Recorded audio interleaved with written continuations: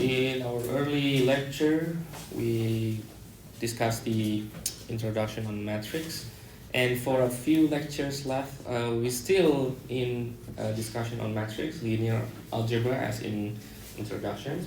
But our goals, okay, is actually, if you remember in engineering mathematics 1, we discussed all about differential equations, right? So our goals using this linear algebra and matrix system is we are going to develop a system of differential equations using matrices. So it is a little bit,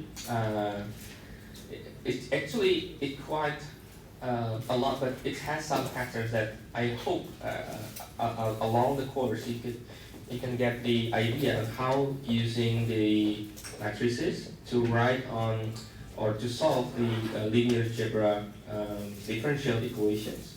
And I think that will be really helpful if you are probably maybe developing some future perspective for maybe some analysis for some simulations, some simulations model using Python or MATLAB.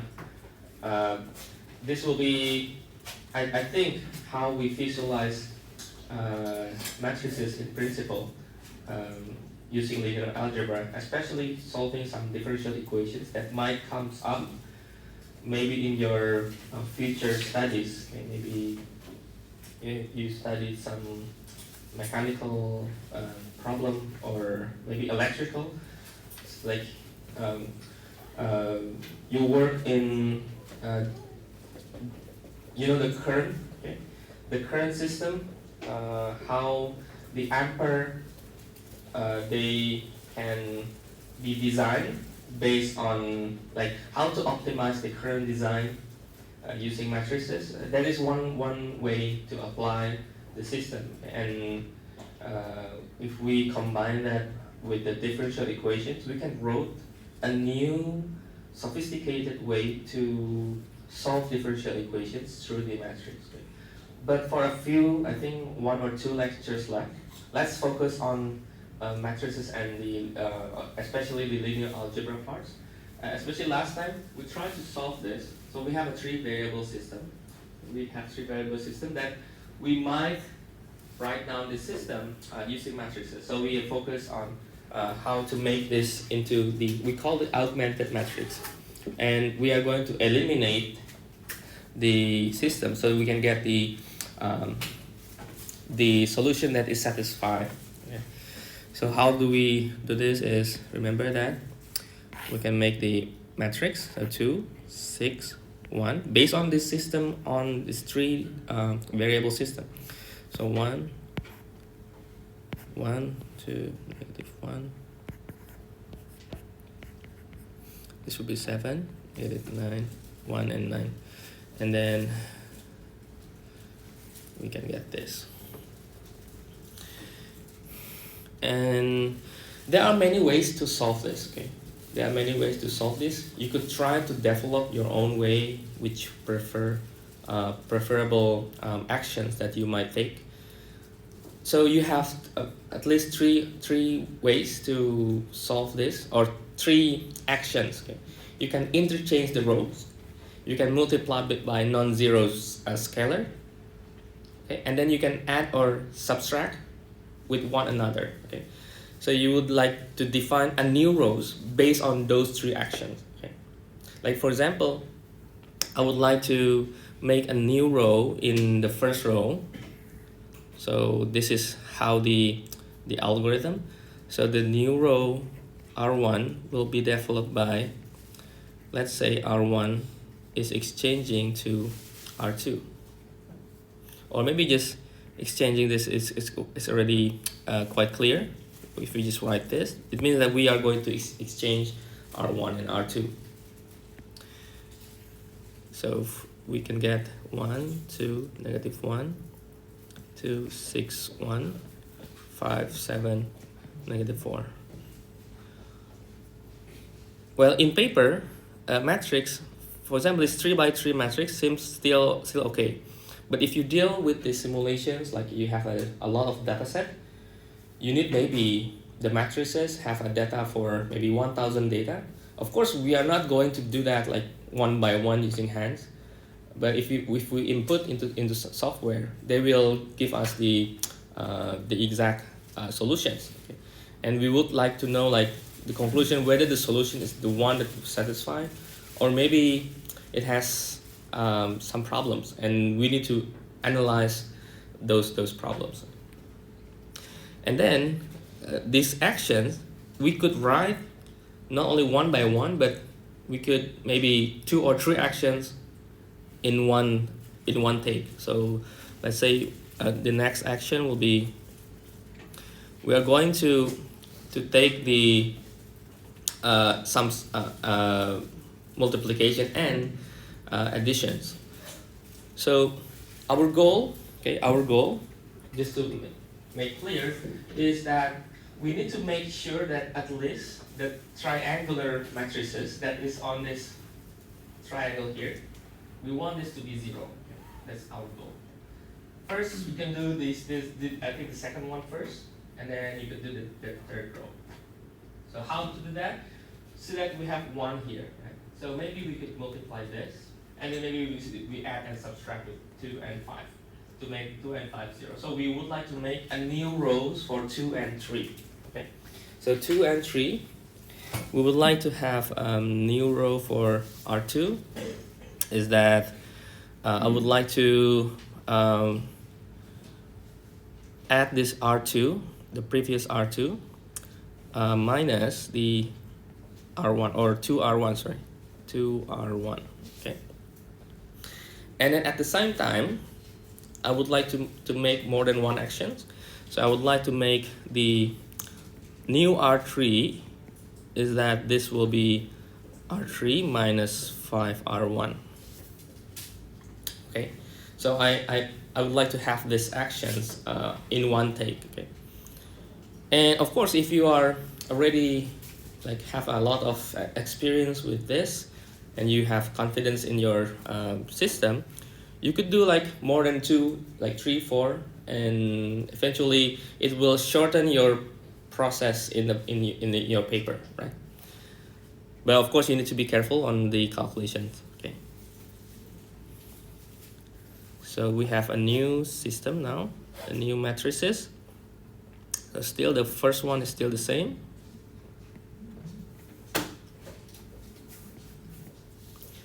And the second row, so we are going to minus R2 with 2R1. So 2 minus 2 is 0. 6 minus 4 is 2. 1 minus minus 2 is 3, right? And then negative 1 minus 14. Oh, wait. I forgot to exchange this. This should be right, because we exchanged the rows. So 7 minus minus 2 is 9.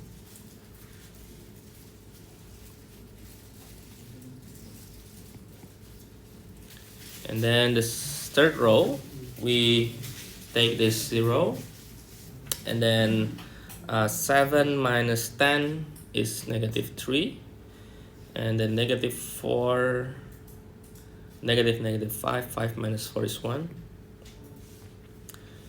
and then 9 minus minus 5 is 9 plus 5 is 14. Okay.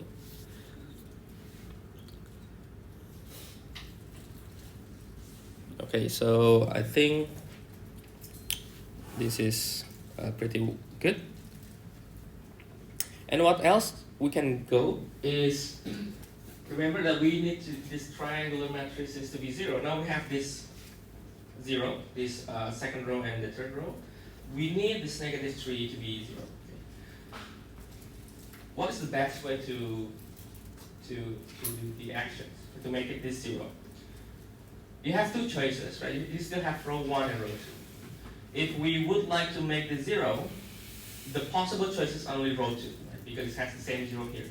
if we try to make the 0 with row 1, we are going to have another constant right here. So that's, I think, not good, right? Well, you still can do that, but you will having some loop, and then maybe you will have like more processes, right? So we want to make the process as short as possible, right? So it's helpful to have a good way for solving this kind of equation. So I think row 2 and row 3, we can try to subtract, okay? And then maybe multiply first. You can multiply this, make this -3 maybe -2, maybe you multiply with 2 over 3, or you try to make this, maybe take this into 1, so this is 3 over 2, 9 over 2, so 1, and then multiply by 3. So 3 over 2. Okay. So you multiply 3 over 2, you have 3, and then this is 9 over 2, and 27 over 3, right? So I think maybe 3 over 2, okay? Or 2 over 3. Okay? You have two choices. Both are, I think, will be okay. So I think I will just let the second row to be multiplied.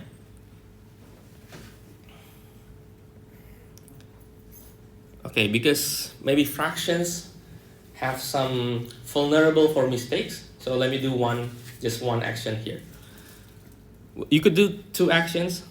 You multiply with the fractions and subtract, but I think I will just take the multiplications only. Okay, so 3 over 2 R2. So this will be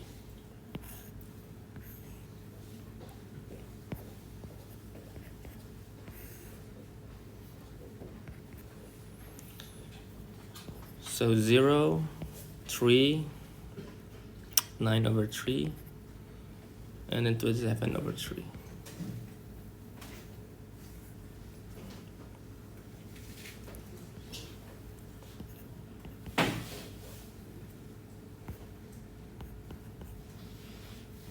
Okay. Now we have we can add this too.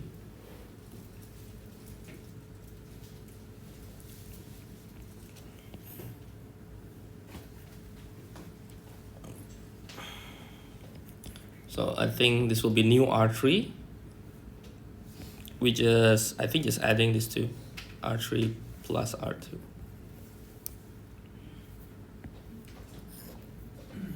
So you will see that if we have a lot of actions, like for each process, you need more spaces, right? You need more space.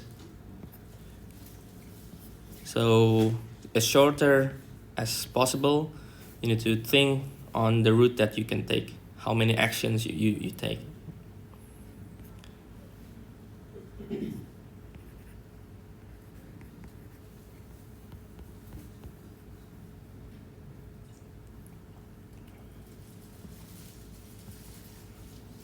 So just plus this 2, so this will be 11 over 2.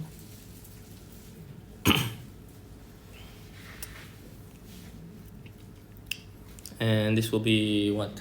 28, right? 28, 27 is 55 over 2. And by the way, I waste my one step. So because at the end of the day, this 3 needs to be back on 1. So we need to divide again by 3. So, well, anyway, I'll just write that. Just to mention that we can have simpler steps. So bring back this 1. So we are going to divide the new R2 with 3.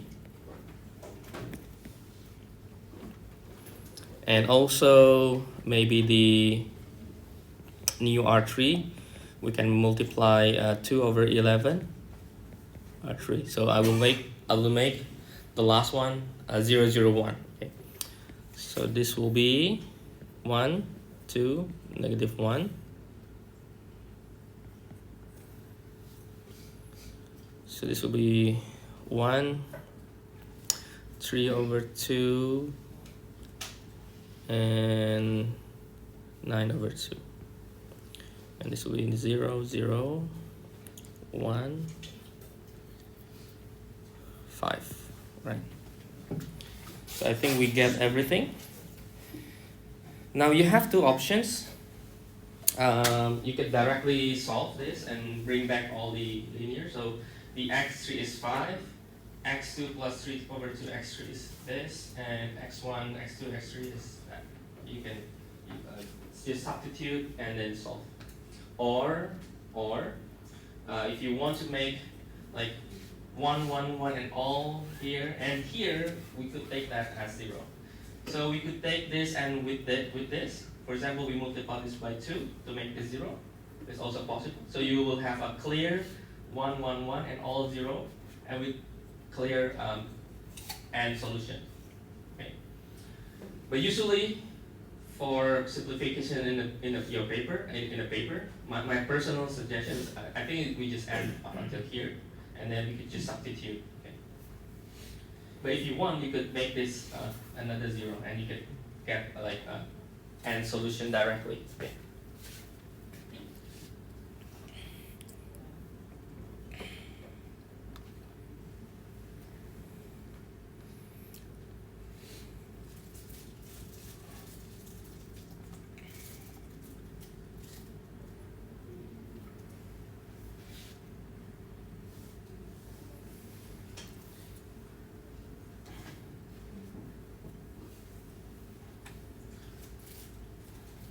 So I think to understand the linear algebra or the matrix system is you could imagine this matrix or like this number here.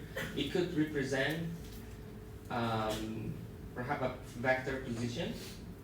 You could imagine like in x, y, z, you have some vectors in space, and you would like to know in numbers, and you have some set of system that you could perhaps try to combine and evaluate. Okay, so you could apply this for many things actually. But now let's just focus on the numbers itself, how we compute the matrix, and what will be some important subtopics in matrices.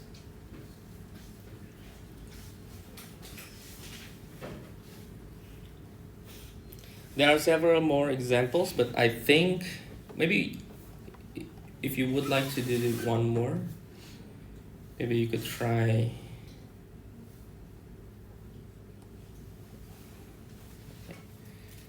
Okay, can you try this tool?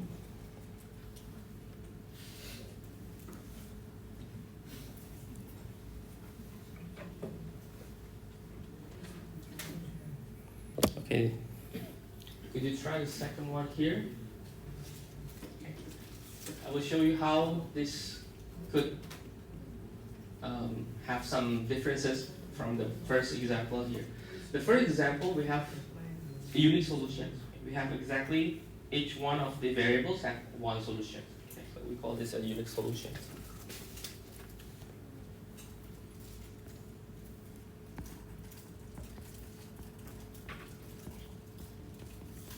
So it's consistent and unique solution. The second one is a little bit different, but we could still solve the second one if you see the equations.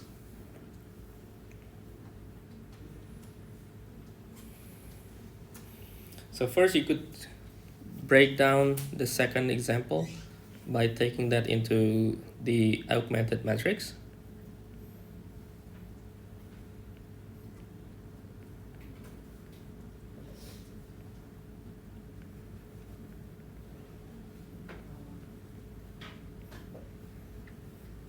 And then try to do the row operations.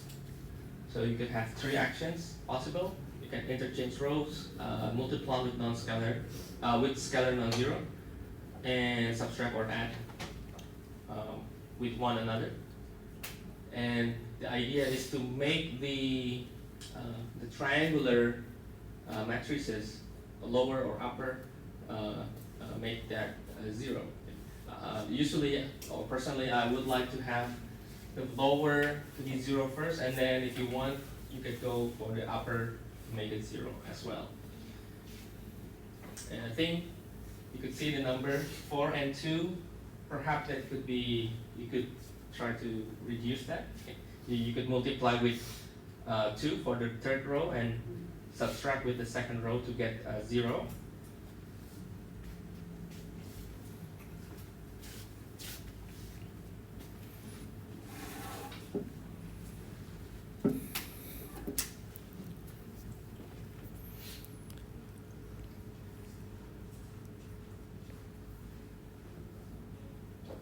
So I think perhaps we could start with the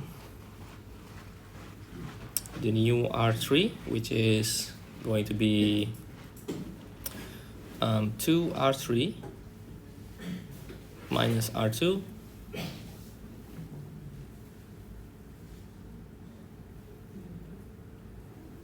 or if you want, maybe just R1. It's easier to calculate. Maybe R3 is R3 minus 2R1. Maybe this is easier. And R2 is R2 minus 4R1. Okay. Because I just multiply 1 with 2 or 4. So first one is still the same.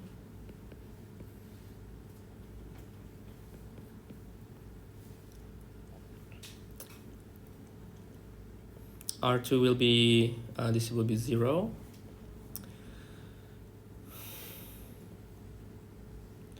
One minus 12 is minus 11. And 3 plus 8. 5 minus plus 28. 33. And then 2 minus 2 is 0. 6, negative 5, negative 6 is negative 11. And 7 minus 4, minus 4 is 11. And 19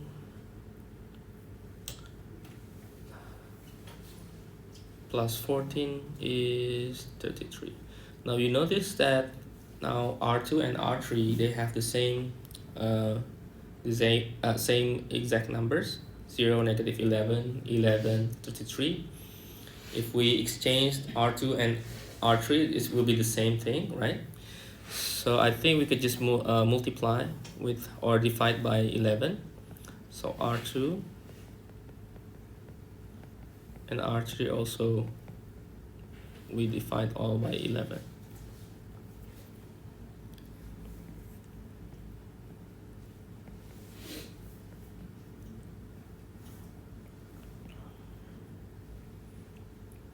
And maybe we multiply with negative. So this will be clearly 1 and then negative 1. And then this will be negative 3. Same thing here, 1, negative 1, negative 3.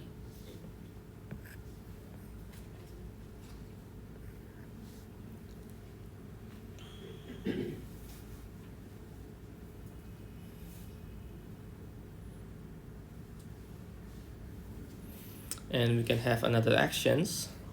I would like to make the third row will be all 0 by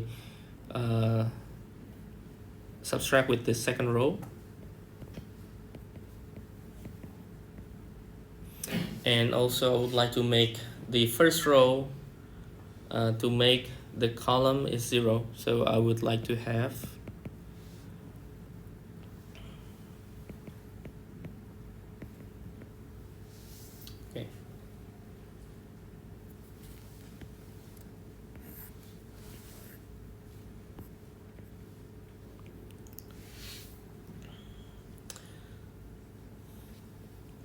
so this will be 1, 3 minus 3 is 0, 0, negative 2 plus 3 is 1, and negative 7 plus 9 is 2. So you need to be careful on these calculations. This will be 0, 1, negative 1, negative 3. And all this will be 0, 0, 0, and 0. Now this is what we call the infinite many solutions.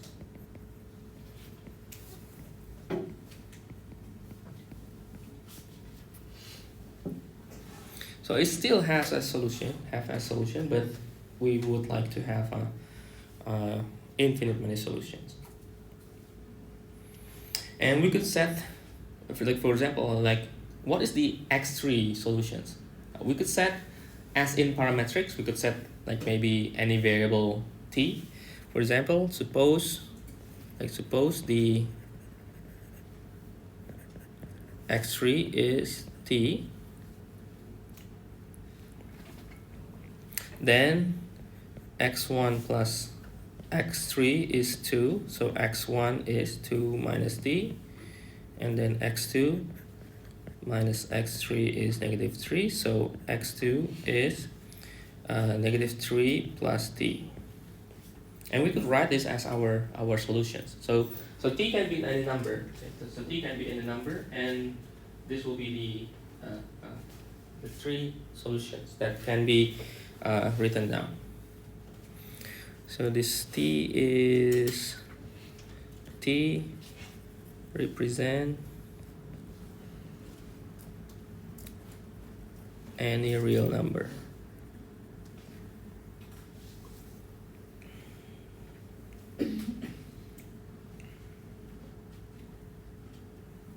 And if you would like to see how the solutions will be in terms of graphs, we can graph this one. We can graph, for example, let's say maybe x, y, z. So x plus z equal 2, and y minus z equal negative 3. You can try to see the plane in those visuals and see that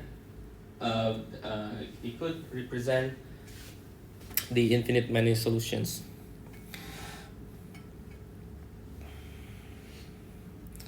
So we are going to have aligned intersections between those two parametric.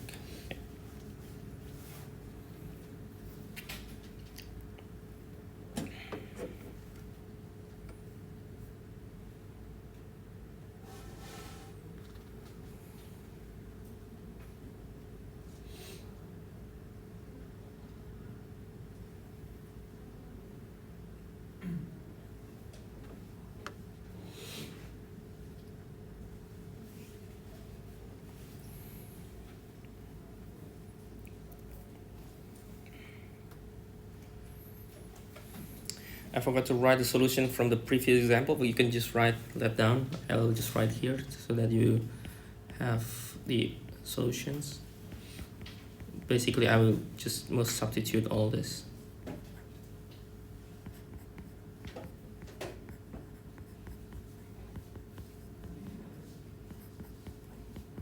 Okay, I think you can just substitute and get the number. So this is example for unit solutions, infinite many solutions. Okay. And we have the third one.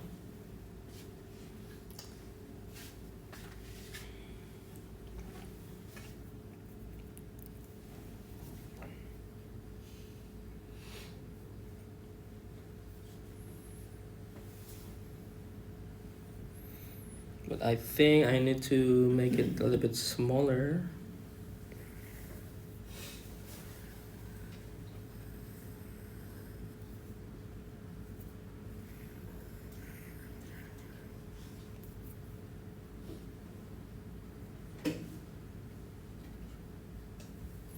And maybe this one also smaller.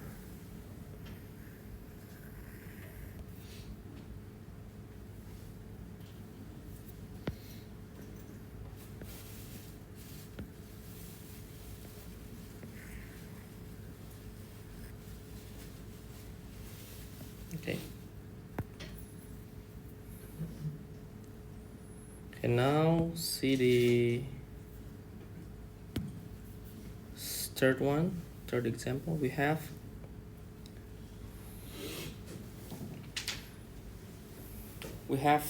two columns, 3 rows, right? So we can make the system as 1, 1, 4, negative 1, 2, negative 3. And then the right constant is 1, -6, 8.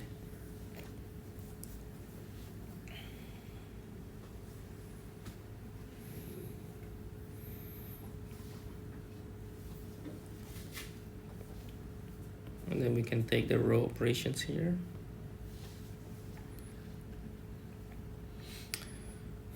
I will write the R2 is R2 minus 4R1, and R3 is R3 minus 2R1.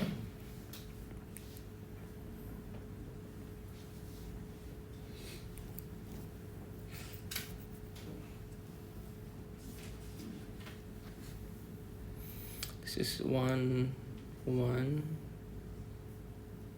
1. This is 0, 4 minus 4, and then minus 1, minus 4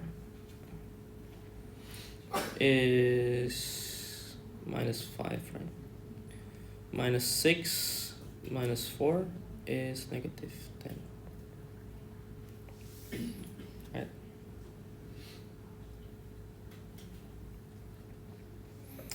And then this will be 2, 0,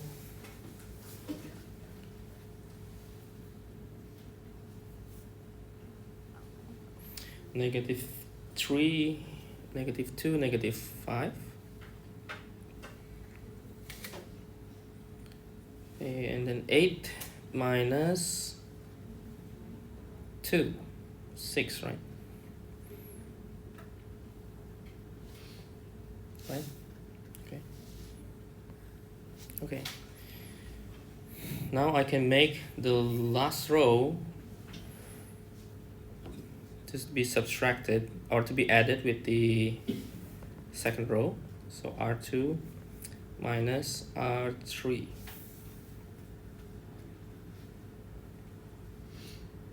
Or R3 minus R2 should be okay. That should be the same thing. So let's just write 1, 1.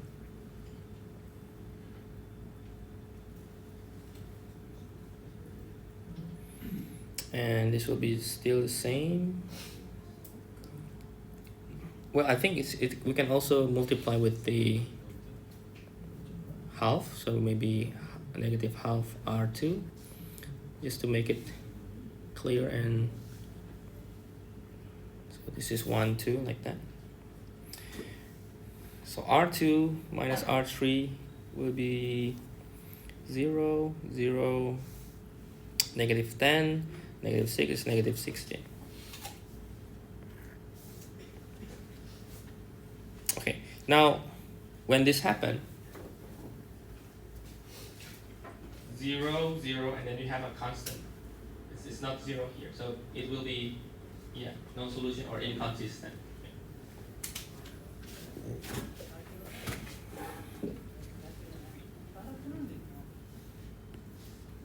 So let me break down here. This could means that it's supposed to be this, right? Since this is 0, this is 0, and this is negative 16, it doesn't satisfy, okay? So no solution.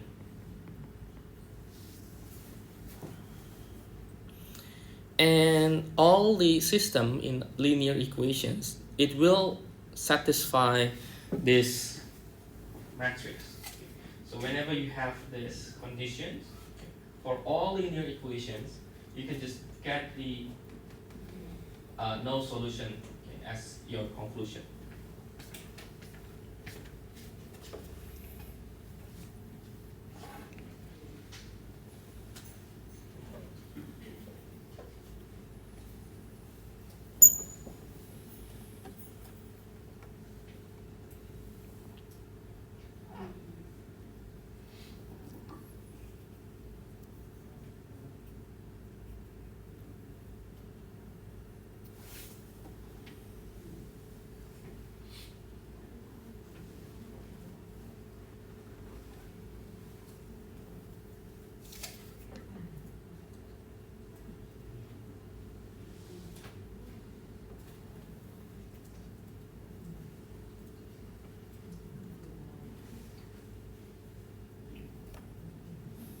And for the next subtopics, we're going to see the relations between the number of variables and the number of the equations.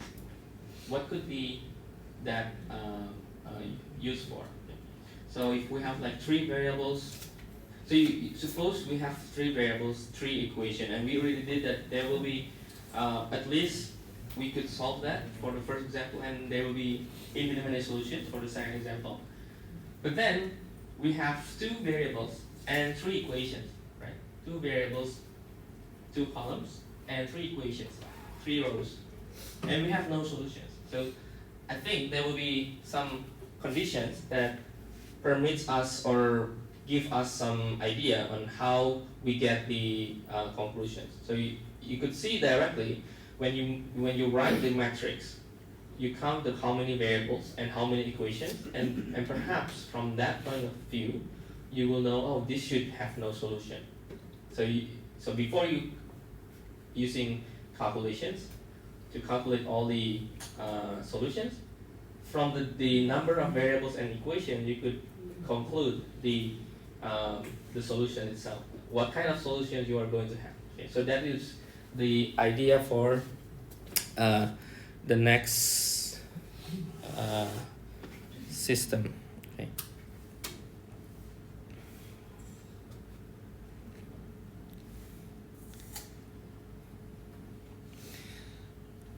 So all done here. Okay, since they are having a constant, they're having a constant here, non-zero constant. We call all this in non-homogeneous system. Okay. So let me write here, all is non-homogeneous. This is all non-homogeneous. Okay. So we are going to develop a new theory for a homogeneous system. Okay. Okay, so let this be our a system of equations. Suppose that we have a matrix A11 that will be the positions of matrix in the array system, and we have some m and n for the size. Okay. Now there will be a theory. We call it the let me write the trivial first here. So solution consisting of all zero is called a trivial.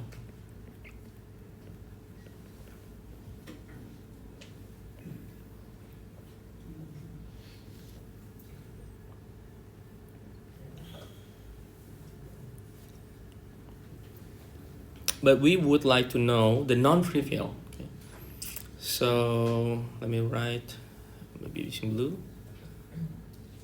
We want to know whether the system has solutions for some, let's say xi, and let I start from 1 to ... until some n. So we would like to know that solution that are not zero. Now such solutions is we call the non-trivial.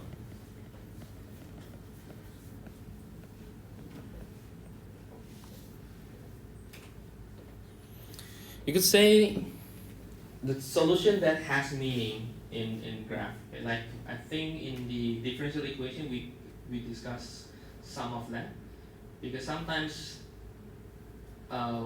when usually the trivial solutions is when you input that solution. Okay, for example, it could make all things zero, but what does it make in our maybe the data? Would it be helpful or meaningful. I think if it's not that meaningful, okay, then we could maybe we are not really that interested on those trivial solutions. Okay. So we would like to know like the non-trivial that has meaning in our graphs or in our data. So from the system, there's one theory here, how we could make sure that there will be some existence in the non-trivial solution. So it could have the non-trivial if the number of m is less than n. So the m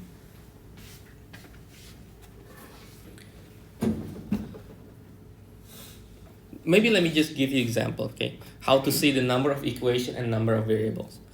So we could see, let's say we have a 2x1 minus 4x2 plus 3x3 equals 0. So x1 plus x2 minus 2x3 equals 0.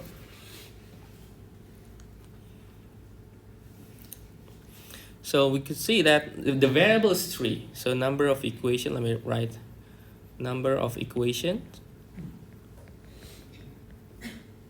or m is equal to, and number of variable or n is equal 3. So this is m less than n. So it could possess the non-trivial solutions. So from the theory, we could predict, okay, we will have the solutions.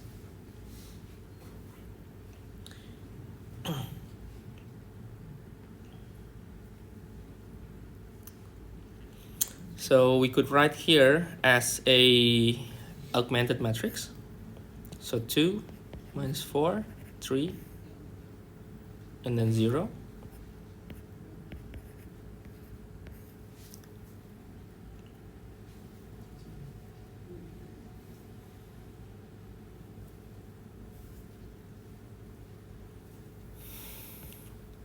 I think I will take the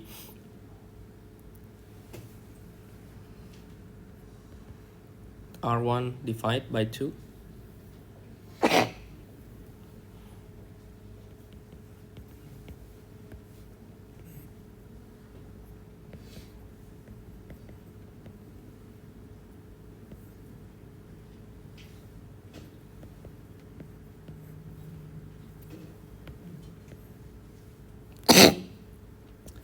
And then new R2 is R2 minus R1.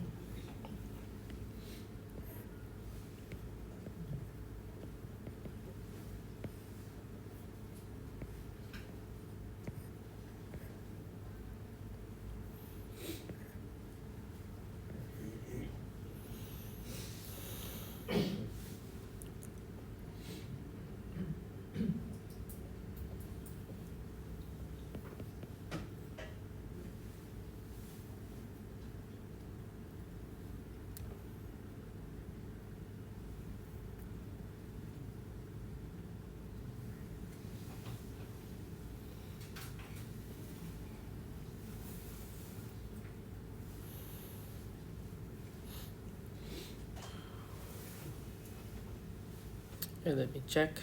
-2. So 1 minus 1, 1 plus 2, 3, -2, -3/2. Oh, should be, wait, wrong. Should be 7/2, right? Okay. Then I think we can multiply or divide with 3. So 1/3 R2.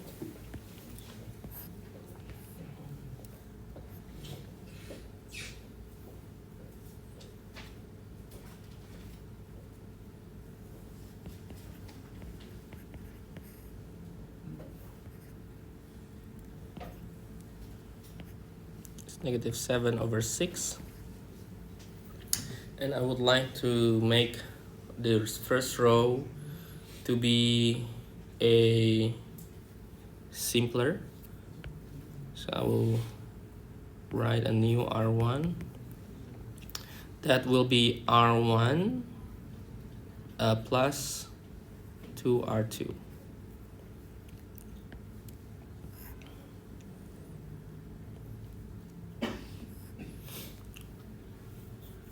So this will be 1, 0. Okay, we'll write here just to make sure that I don't make a mistake.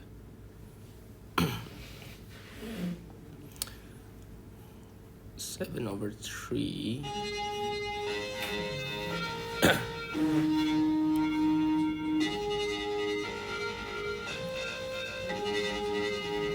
Okay, I think we will have a break, but I will just complete this just for you. Okay, so but you can have a break.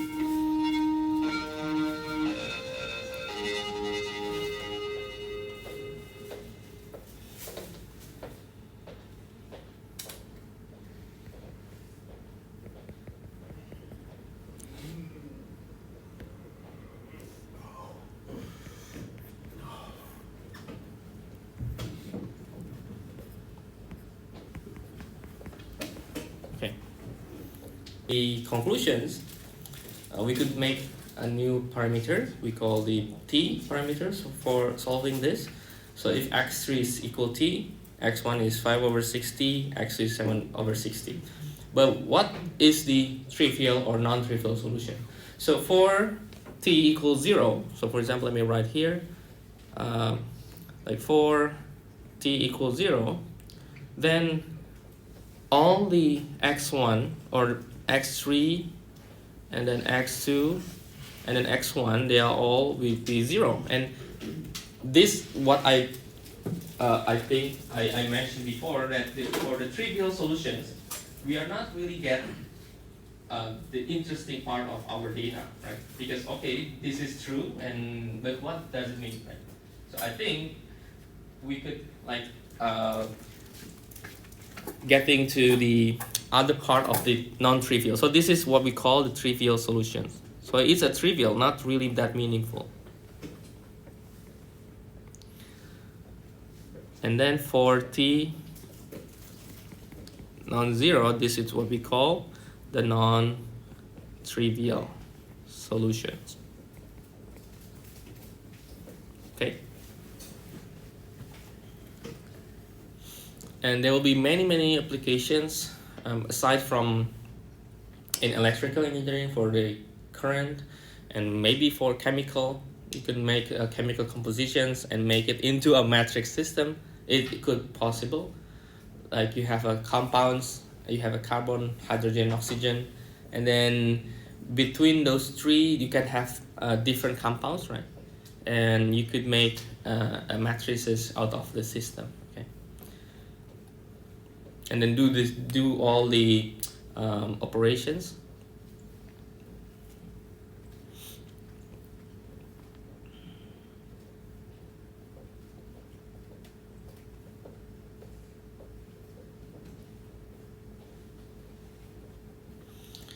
And I think after we learn matrices, if all have been done, at least we are not going to go into the whole chapter like in the textbook. There are really long chapters. A matrix is one long chapter. The subtopics has 12 subtopics, so it's quite long. So I think I will just stop, I think a little bit in halfway, just taking some important one that is related to what we have before, which is the differential equation. And then after we are taking the matrix, we go a little bit on reviewing the first differential equations, the first order, and then we try to solve that using matrices. Okay. And after that, we move to another part of our lecture for this semester. We call the vector calculus. Okay. So I think after matrices and the how to solve using the differential equations, that will be your midterm, okay? The content. And then after that, the factor calculus. It came from the gradient, and then the curl, and until the surface integrations. Okay, that will be the factor calculus. Okay. But for the first half will be matrix, and then system of differential equations. Okay. Basically solving differential equation using matrix. Okay. Okay, so we try to solve the matrices first. So another important notes here, before I go to the another property or theory. So let's say we have, so we define matrix or matrices of A, and let's say X and then B. Okay, let's say we define this as A is defined by this up until N column.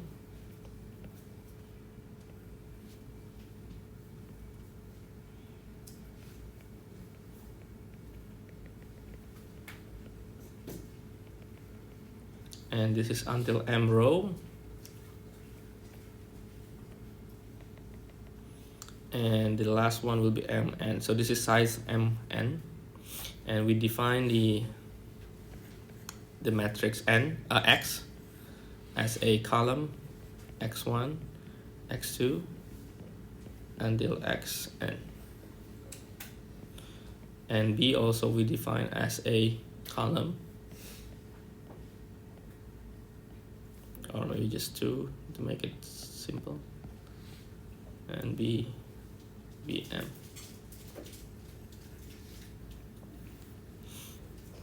So we could write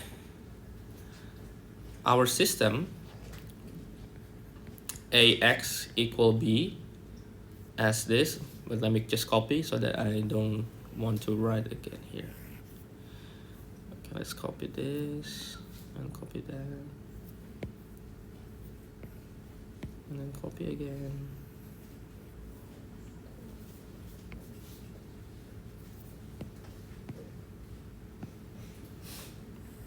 Copy this.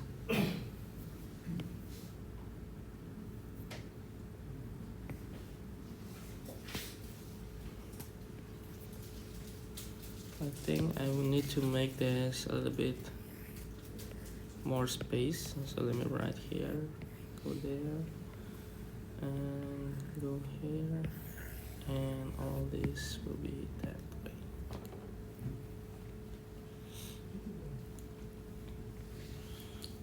So we call the A, this is our coefficient matrix. Or we could write the these equations as, sometimes we just take the A and then we take line here. We call this is the augmented matrix for the system. So this is augmented matrix.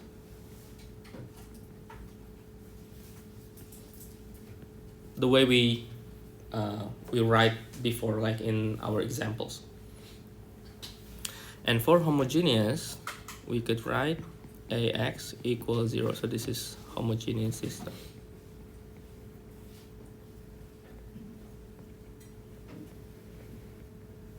I hope my writing is still you can still read my writing. If you maybe cannot read some words, let me know.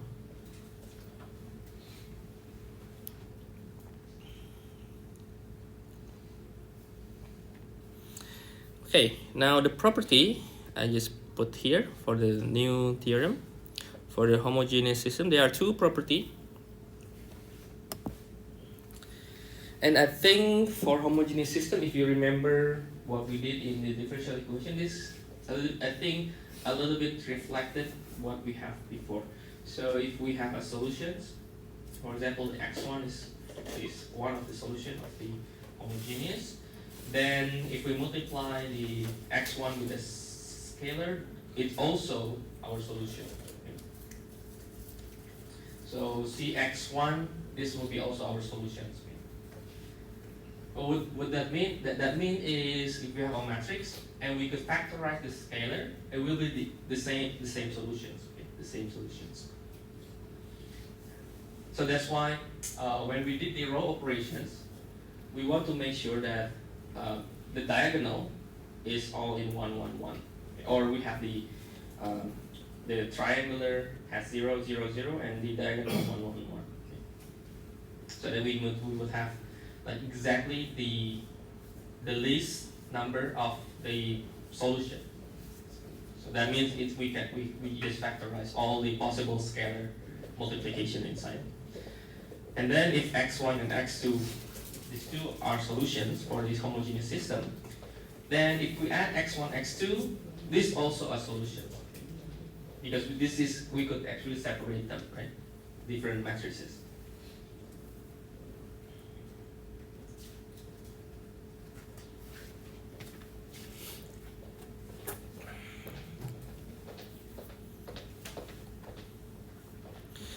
Like for example, for the first one, we could think this let's say, let me just write, if x1 is solution, then the a x1 is 0. So if we multiply a with c x1, and c is the scalar, then we can factorize this, and we could see that this is still 0, or we just write 0. At the end of the day, it's the same as 0, homogeneous. And the same thing with the second one. So if x1 and x2 solutions, then we could have ax1 is 0 and ax2 0. Remember, now if I write a and x, this is not a single variable, this is a matrix. Okay, this is a matrix. So we could write a x1 plus x2. This is ax1 plus ax2, which is, again, in the homogeneous, this could be 0. So x1 and plus x2 also a solution. Now, if you remember when we did the differential equations, because of this property, we could have the superpositions principle. So we are going to write that as our just our notes. So when we combine these two, so by combining these two, so x1 and x2 are solutions of ax equals 0. So let me write here.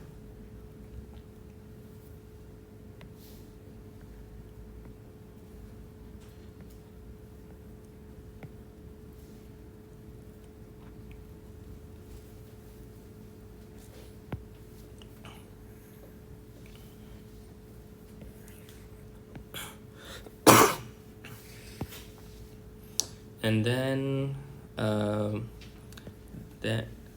then so is the combination cx1 plus cx2,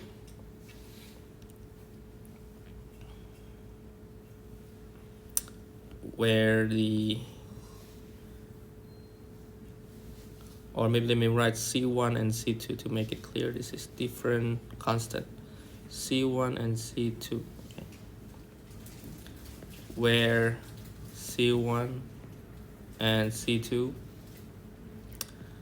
are constants.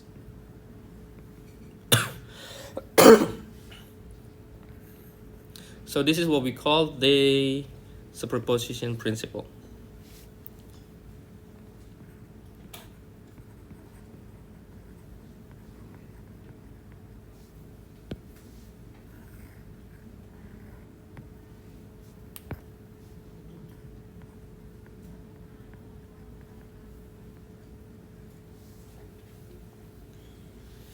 And of course, if we have more, like we have 3, 4, 5, this still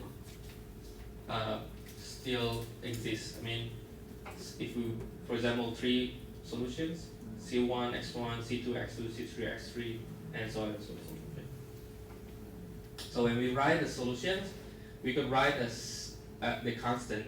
Okay, we can add the constant because the multiplication of it will be also our solutions.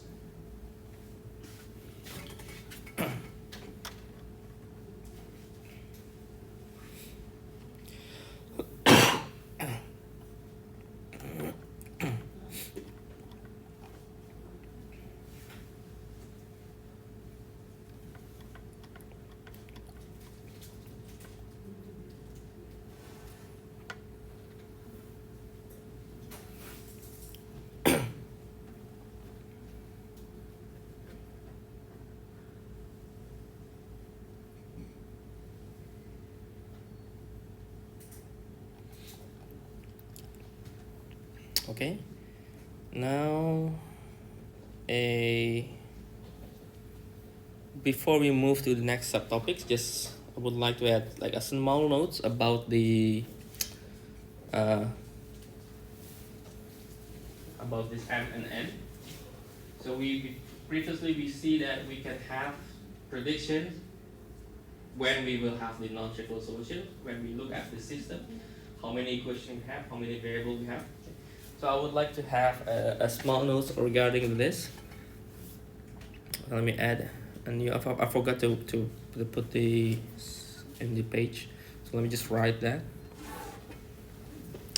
So suppose a linear system has M and N, or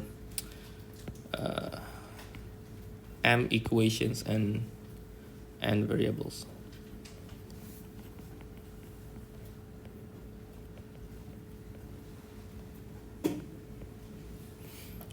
If M greater N,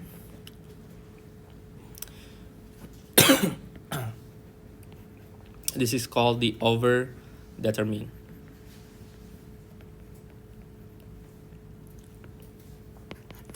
And if M less N, this is undetermined.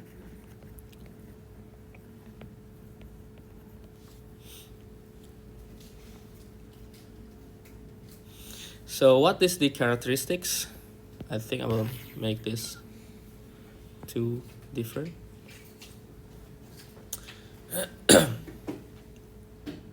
So overdetermine,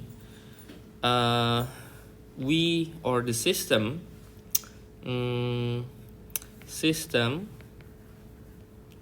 may put too many constraints of variable. Okay. So because the variable is too much within the system itself, so it's usually inconsistent. But let me put here, but not always.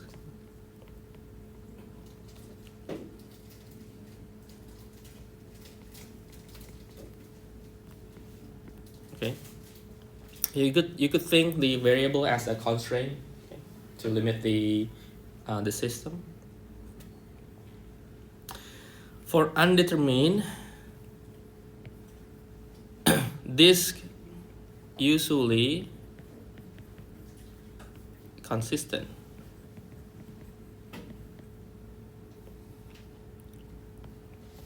But again, not always. but more cases they are consistent.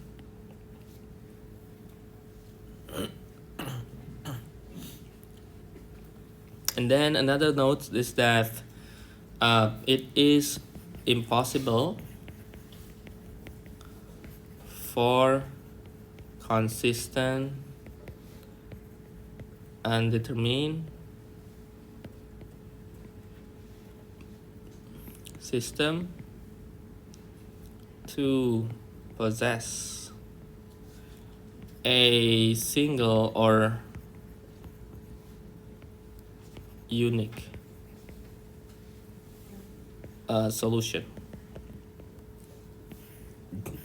Okay.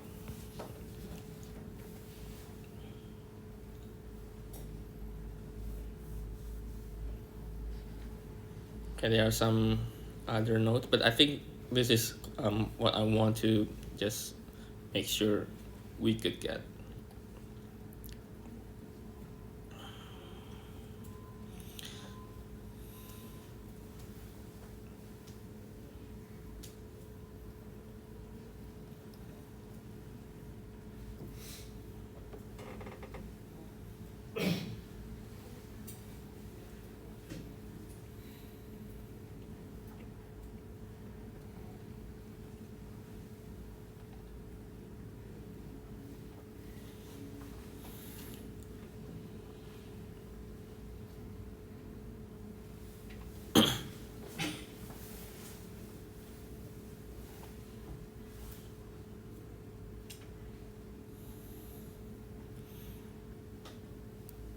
Okay, that's the chapter on the linear algebra or system of linear algebraic equations.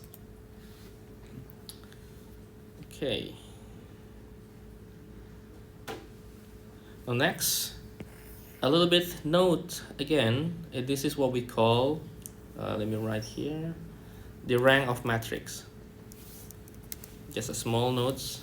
I don't want to discuss too much here, because this is just explaining what is the definition of the rank. Okay, so I think I need to write this down. So if A is, let me write again.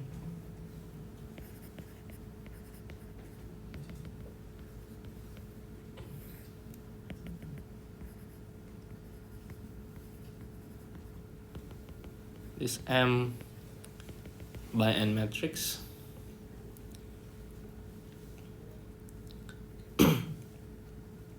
And then we have row vectors. Okay. This is row vectors of A. We can split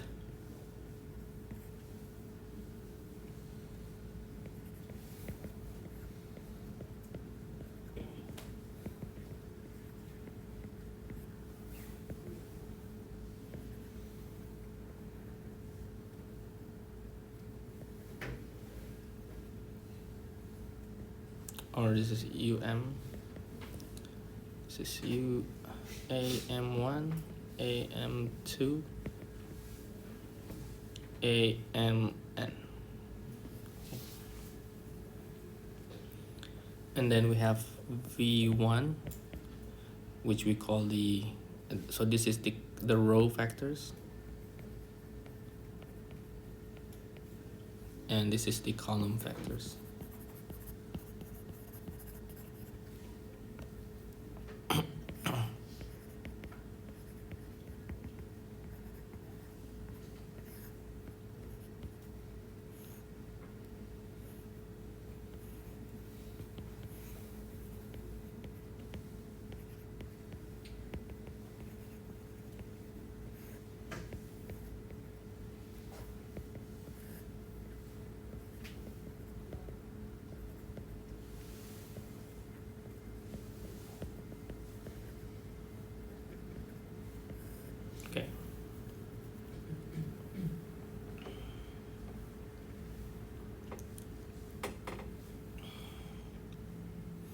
So this row and column vectors, so set of, let's say, u1, u2 until the um is either linearly independent or dependent. Okay, so they can be independent or dependent, and we define based on this set. So rank of a m by n matrix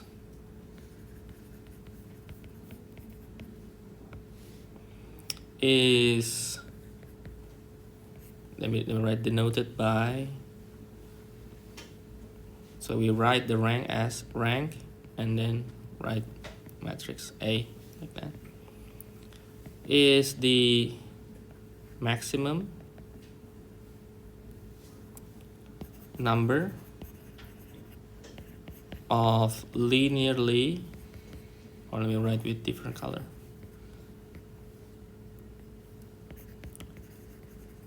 linearly independent row vectors in A.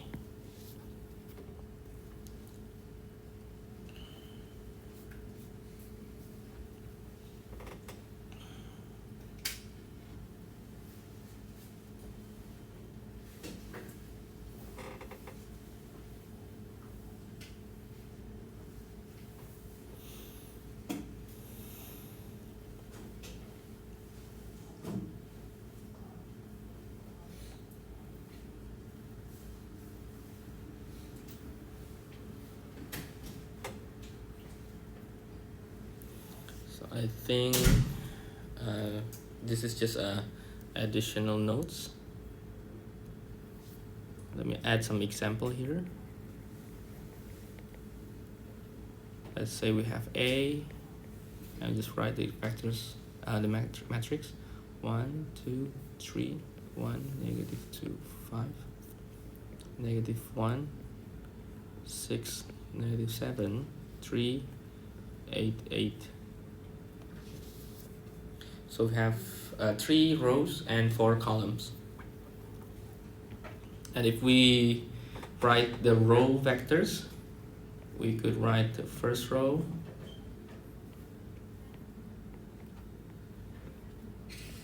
second row,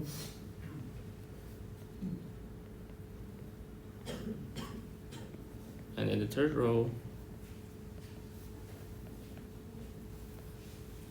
like that.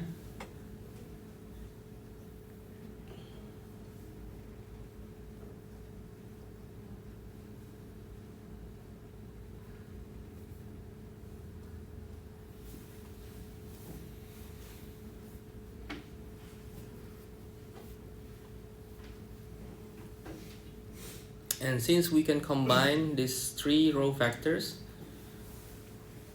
and the idea of the linear dependent or independent, if we could combine this u1, u2, u3 and somehow make all these 3 to be 0, that will be linearly dependent.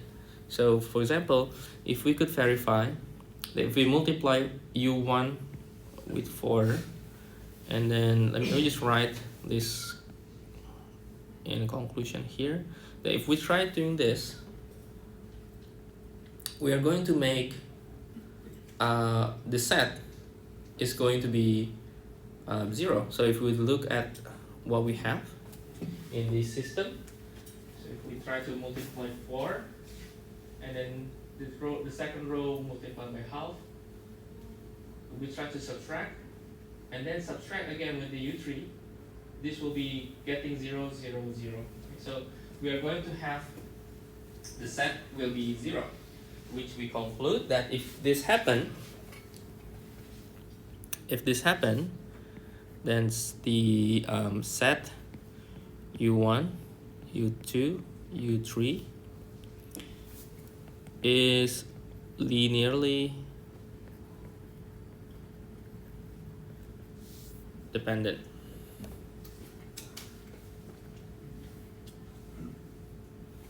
But then if we look U1 and U3, so observe U1 and U1 and U2, sorry. So and U1 and U2 is not a constant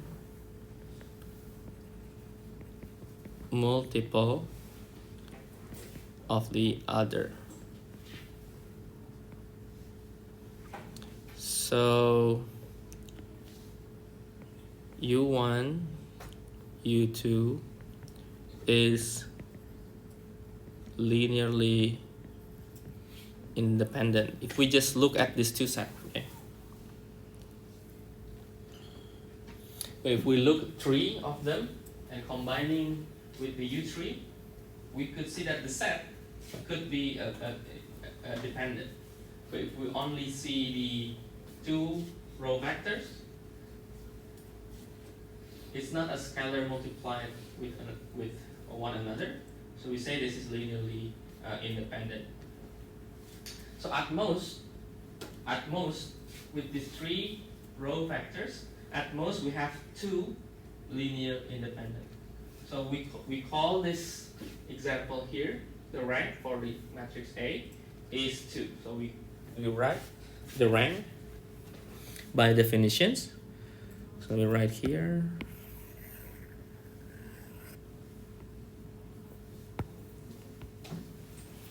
So as conclusions, the rank for A is equal to .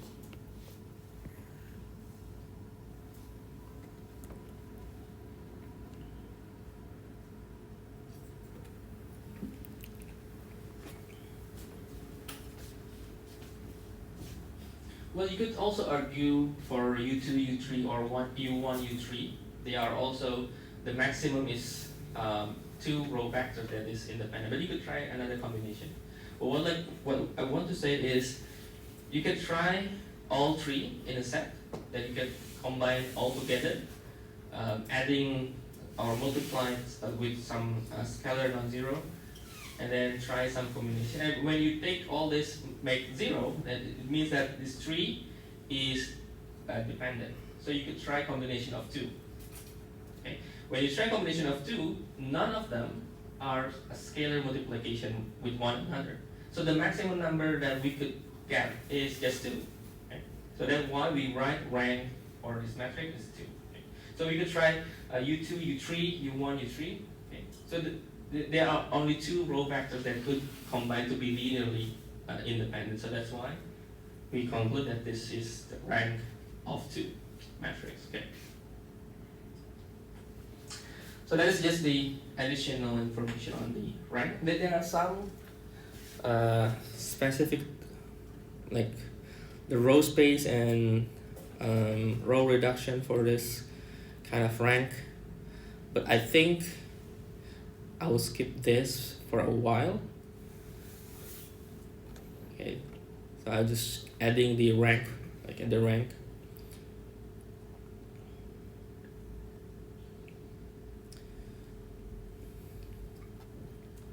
And maybe if we have some time left, I will add what the rank will.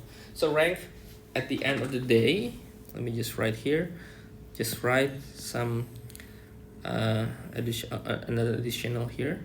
That rank could predict. So the rank could predict the solutions.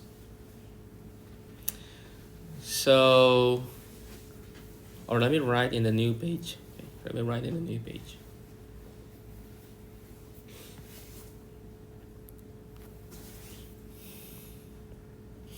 So if we have this homogeneous system,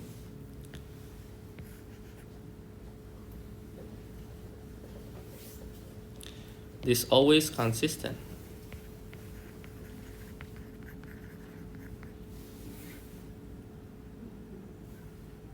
and then we could take this into two possible, it could be unique solution where the matrix X is equal 0, that rank A supposed to be n, okay, and we have infinite of solutions, and the rank should be less than n, and we could write the n minus r is the parameter.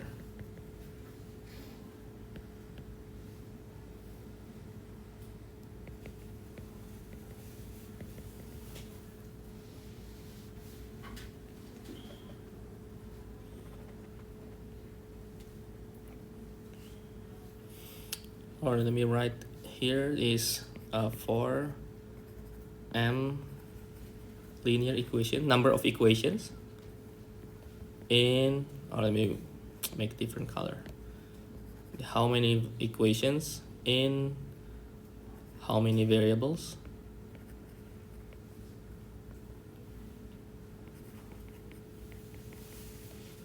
So we have two cases, which is the first one is b is 0 and b is not 0, and we let, I forgot to write this, sorry, that rank A is equal R. So this is when B is 0. Okay.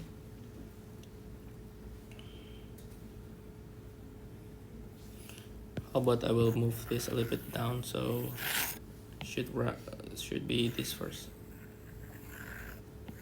Okay. And for the B that is not 0,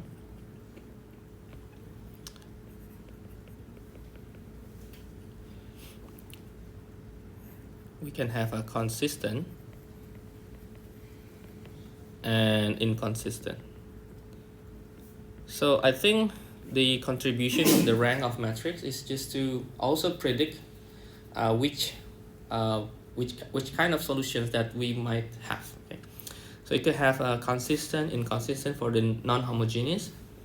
So for consistent, we could have this rank A should be the same as the rank of the augmented matrix AB. Okay. So we can find the rank for the A first, and then if the rank for the augmented matrix AB, if this is the same, then we should have a consistent solutions.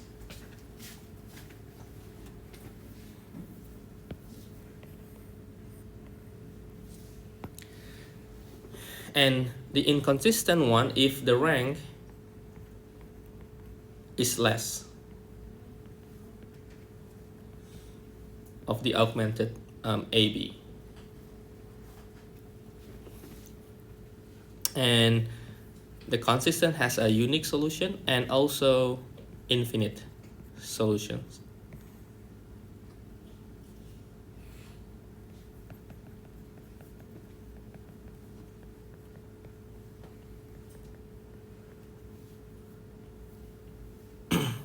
Unique solution if the rank A equals some n. Okay. So n will be the variable. Okay. So you will get the unique solution if the rank, for example, you have 3 by 3 matrix, or maybe 3 equations and then 3 variables. If the rank is equal to 3, then you will have a unique solution. And infinite solutions if the rank is less. And again, the n minus r is the parameter.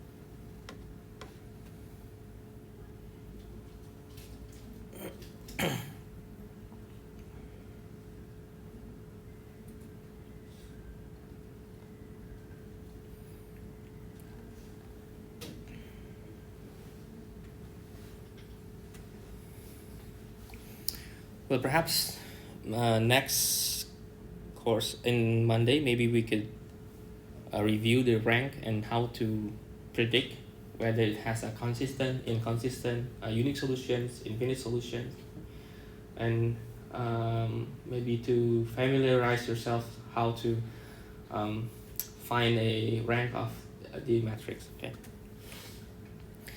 But let me go through just a little bit part for the next subtopics, which is related to determinant of the matrix.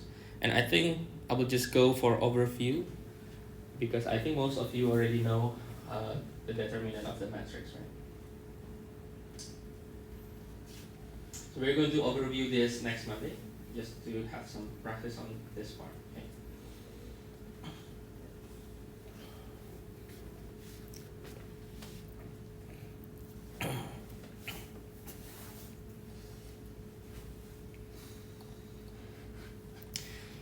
Okay. So any questions so far? Confusing, right?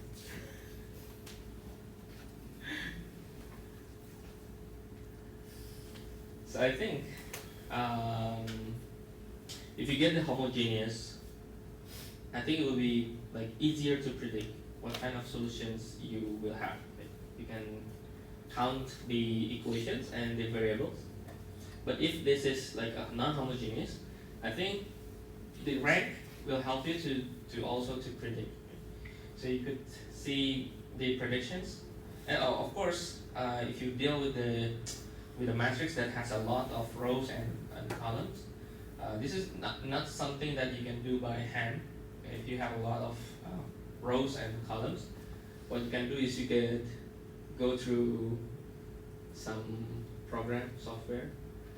Well, I prefer for mathematics. I prefer using MATLAB. Try to, you go for some tutorials, linear algebra using MATLAB, and you will see some part you can get how to count a rank. Okay, and later you will see one subtopics in matrix or in linear algebra that will be essential, that will connect to differential equation, is the eigenvalue and eigenvectors. Okay. I will talk a lot on those two special words because I think for most cases in engineering, those two words are, I think you have heard before, right? Or no? Eigenvalue, you have heard, right? You have heard? Because it has many applications. It has many applications. Although if you learn just by looking at the matrix and linear algebra, you will find somehow the words will a little bit confusing. So I would like to try to see the eigenvalue using some picture to get the idea what that is about, okay? And how those two, how they are going to help in differential equation. So let me just talk a little bit on on the next subtopics, which is the determinant. So I was just showing you this, and hopefully you still, if you know this before, you still remember how to take the determinants. So I think in our course this semester, the maximum row column that we could take for determinant is 3 by 3. I think if we have more, it would be a little would be difficult. I prefer just to use MATLAB just to count the determinant. So 2 by 2, I think this will be the very basic that we have. So determinant we could define by, so if we have the 2 by 2 matrix, so A11, A12, A21, A22, and we could, how we apply this actually by taking the cross multiply and then subtract, right? But for this, we take sometimes to arrange the structure first, right? So first is we could take A11, A12, and A13 as we call the coefficient.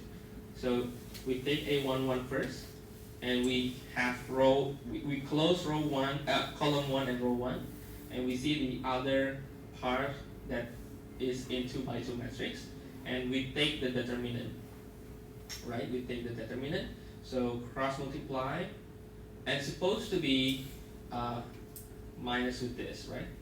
So that's why this 1 minus with this, and then we add another 1, and then we also cross multiply, but we are going to multiply this with the sign positive, negative, positive, negative, positive, negative, right? That is what we can do. But actually the coefficient we could take also A21, A22, A23, and then we cover this, and then we get this 2 by 2 matrix, and we could do another determinant. Okay? But anyway, I think this should be our topic for next Monday. This is just an intro, so we are going to have more on determinant, and after determinant, we are going to have an inverse of matrix, okay? And that will be most of the subtopics for the matrices. And the end of that will be the eigenvalue and eigenvectors, and after that, we go back to differential equations to solve using the matrix, okay? Especially using the eigenvalue and eigenvectors. Okay, I hope that conclude the course today.